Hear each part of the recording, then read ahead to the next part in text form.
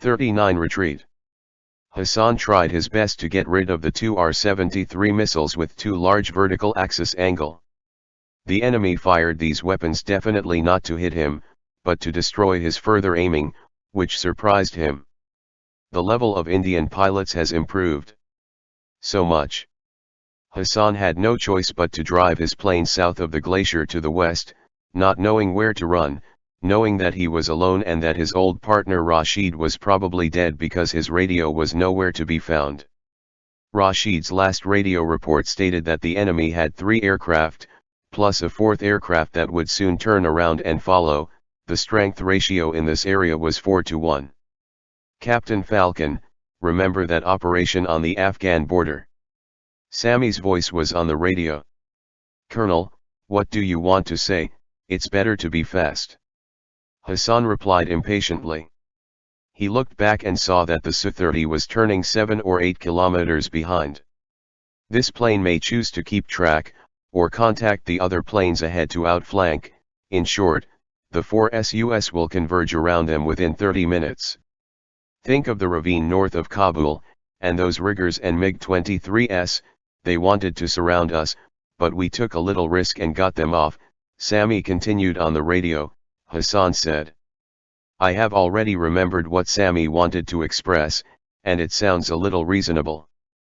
The terrain here is indeed close to the mountains of northern Afghanistan. If you drill lower, the APG-68 shaped radar can do terrain tracking/avoidance, but this aircraft is not designed for ultra-low altitude penetration. How low you can fly depends on the individual ability and guts of the pilot. Especially when the plane is flying close to the bottom of the valley, the threat may not necessarily come from the uneven ground, and the radar cannot track/measure the cliffs on both sides. I'll trust you this time. Concentrate, you can do it.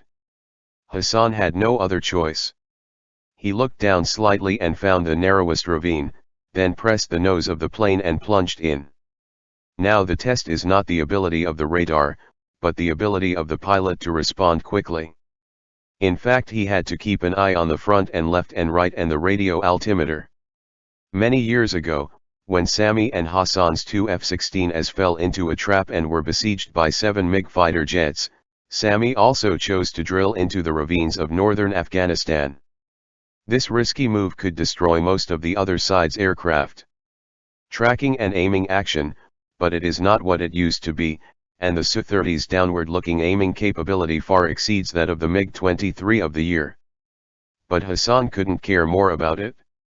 He knew that the Su-30 was famous for its high bomb load, and he could only avoid being destroyed by flying to a place they couldn't reach.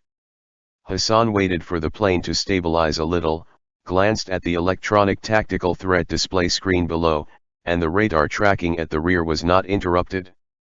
It can be seen that the Su-30's downward vision ability is far stronger than that of the MiG-29, but after tens of seconds, this radar still can't complete the tracking. Old Sammy may be right, this near-suicidal method can get rid of the enemy, but the flight almost makes Hassan collapse, and the hillsides on both sides seem to be very close to the outside of the wings. He didn't think he could hold on for long. Goya's team has already converged, and they flew to the top of the valley for radar tracking, but the F-16 flew too low and could not complete the aiming. Goya tried to aim with the cannon several times, but whenever the F-16 just landed when entering the middle part of the funnel-shaped collimator, the Su-30 had to pull up the plane to avoid hitting the mountain. This F-16 must be crazy, he was flying close to the bottom of the valley. Eagle team, keep track, don't let him look up, I bet he'll hit the hill himself, Goya told his teammates. If he can hold on for a while longer, there may be a chance, said one wingman pilot, who had checked the terrain from the mission computer. If the F-16 stayed out of sight, it would eventually disappear into the mountains with no radar. Catch him. Brothers, today's harvest is big enough, there is no need to risk the last F-16. The Eagle called the fort. How was the final situation? I mean, have the brothers of the first wing go home? Goya then asked the AWACS. Captain Eagle, unfortunately, a MiG-21 disintegrated in the air, and another MiG-21 failed to return to the airport. He crashed during a forced landing. Today's outcome is 2-2.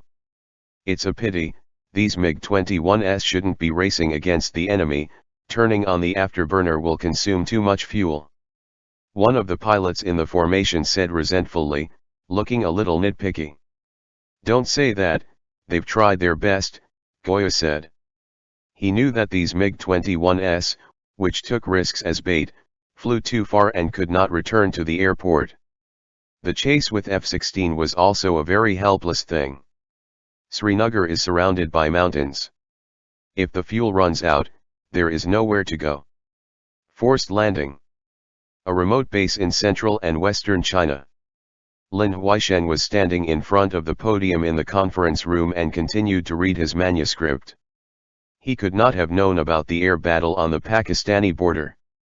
However, on the first day of the war, he had foreseen that the Pakistani Air Force would not be able to support it for long. As I said earlier, if this war can last until the end of September, the things we are discussing today will only make sense. However, I think it will be difficult for Pakistan to do this without external support unless India attacks on the ground. The side is very hesitant, but we can imagine that if the Indian army did not dare to engage in ground combat, they would not have transferred a few divisions from Assam and the illegal state of Arunachal Pradesh, where they are now full of troops. 10 divisions have been crowded into it, and they are always on guard against us. How is the situation in Arunachal Pradesh? The colonel who likes to ask questions continued to ask. The chaotic order of speeches was reversed. That's it, according to our current reconnaissance, the Indian regular army in this area is only a part of the 5th Mountain Division, and the rest are paramilitary troops. The number of regular troops is evenly matched with our troops in front of us. This answer made some people below a little more relaxed.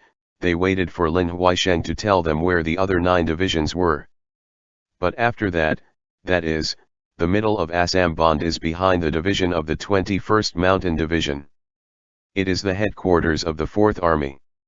I believe that these are the Indian Army deliberately relying on the rear after summing up the lessons learned in 1962. On the Myanmar side is the 2nd Mountain Division, and the Imphal area is the 56th of the 3rd Army. And the 57th Infantry Division and the headquarters of the 3rd Army. In the middle of Nepal and Bhutan, that is, opposite the Nathula Pass, India deployed the 33rd Army, with 3 mountain divisions. The number is the 17th, the 20th and 27th Mountain Division. This army is obviously used to defend the Siguri corridor. So many. Someone in the audience sighed. Yes, I estimate that half of all mountain divisions in the world today are in India, and these are not all. India also has a 7th Mountain Division with more combat experience in the above-mentioned areas. This division is occasionally maneuvered to the northwest of Kashmir. Participated in the offensive against Pakistan.